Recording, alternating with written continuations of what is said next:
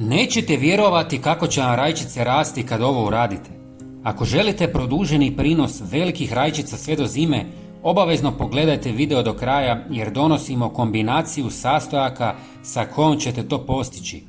Pokazat ćemo vam vrhunsku prihranu za kolovoz i zaštitu od plamenjače, pepelnice i štetočina. Imat ćete na tone predivnih rajčica.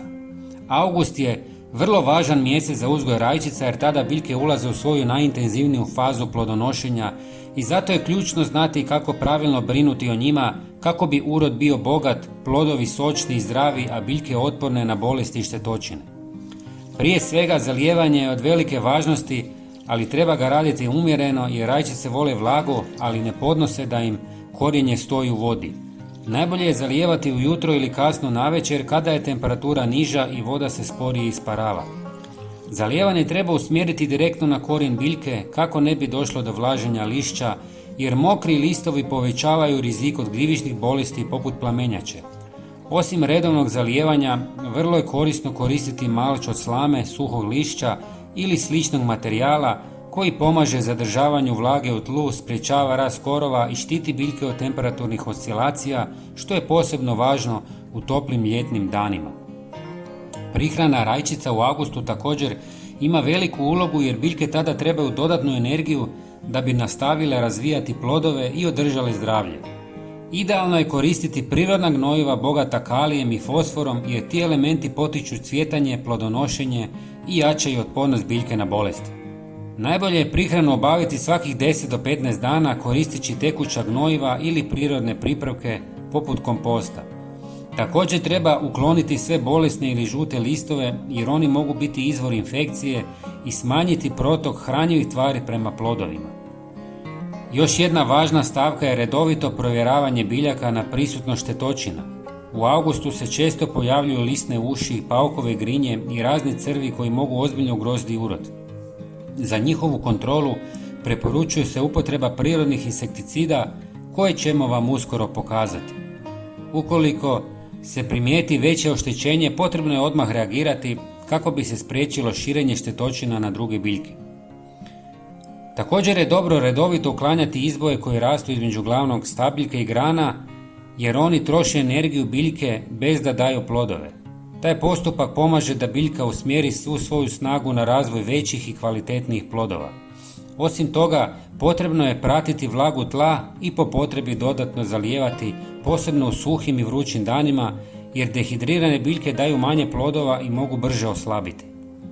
Još jedna preporuka je podrška biljkama pomoću štapova ili mreža kako bi stabiljke bile uspravne i plodovi se bolje razvijali. Kad biljke leže na tlu, povećava se rizik od bolesti i truljenja plodova. Podizanje biljaka i osiguravanje dobre cirkulacije zraka između njih također pomaže u sprječavanju bolesti. Na posljedku ne treba zaboraviti da rajčice vole sunce, pa je važno da dobiju dovoljno svjetlosti. Ako su u saksijama ili manjim posudama, važno je tijekom ljeta osigurati im što više direktnog sunčevog svjetla. Sunce pomaže u procesu fotosinteze koji je ključan za razvoj biljaka i razvoj plodova. Sada ću vam prvo pokazati odličnu prihranu za rajčice. U pola litre vode dodajte 1 žlicu gaveza, koji je odličan za rajčice jer potiče rast korijena i regeneraciju biljnih tkiva zahvaljujući visokom sadržaju alantoina. Bogate mineralima poput silicija, kalcija i kalija koji jačaju stanične stjenke i poboljšavaju otpornost biljaka na bolesti i stres. Osim toga, gavez sadrži prirodne protuupalne spojeve koji pomažu u zaštiti rajčica od gljivišnih infekcija i potiču zdrav razvoj. Zatim dodajte 1 žlicu jogurta jer sadrži prirodne probiotičke bakterije koje poboljšavaju mikrobiološku aktivnost tla i pomažu u suzbijanju štetnih patogena. Bogat je kalcijem i drugim hranjivim tvarima koje jačaju biljke i potiču njihov rast. Osim toga, kisela svojstva jogurta mogu pomoći u održavanju zdravog pH tla te smanjiti rizik od gljivičnih bolesti.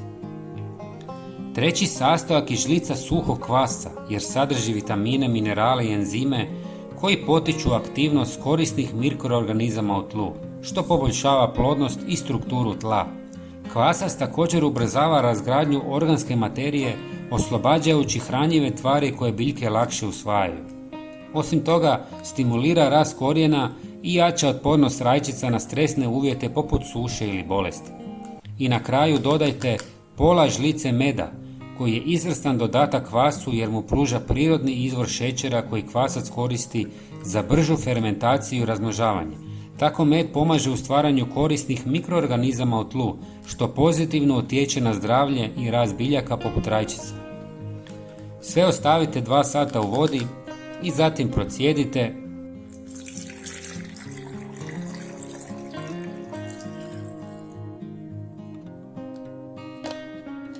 i razrijedite sa još 1 litrom vode. Sada ste dobili oko 1,5 litru prihrane. Zalijevajte biljke svakih 10 dana rano ujutro. Svaka biljka treba oko 250 ml ove prihrane. Sada ćemo napraviti odličan prirodni fungicid kako bismo spriječili ili izliječili plamenjaču. U 300 ml vode dodajte 100 ml mlijeka koji djeluje kao prirodni fungicid jer sadrži enzime i spojeve koji inhibiraju rast gljivica poput plamenjače. Redovita primjena mlijeka na biljke može smanjiti razvoj gljivičnih infekcija i ojačati biljke u borbi protiv bolesti. Zatim dodajte pola žlice češnjaka u prahu jer je učinkovit prirodni insekticid i fungicid jer sadrži alicin, spoj koji odbija štetne insekte i sprječava rast gljivičnih bolesti. Osim toga potiče imuni sistem biljaka, pomažući im da se bolje obrane od raznih patogena i štetnika. Možete koristiti i običan češnjak, svježi češnjak, ali u prahu je praktičniji i lakše se miješa s vodom. I zadnji sastojak je cimet, jer ima snažna antimikrobna i antifugalna svojstva koja pomažu u suzbijanju plijesni i gljivičnih bolesti poput plamenjače. Također potiče začeljivanje rana na biljkama i može djelovati kao prirodni repelent protiv određenih štetnika. Ostavite sve par sati u vodi, zatim procijedite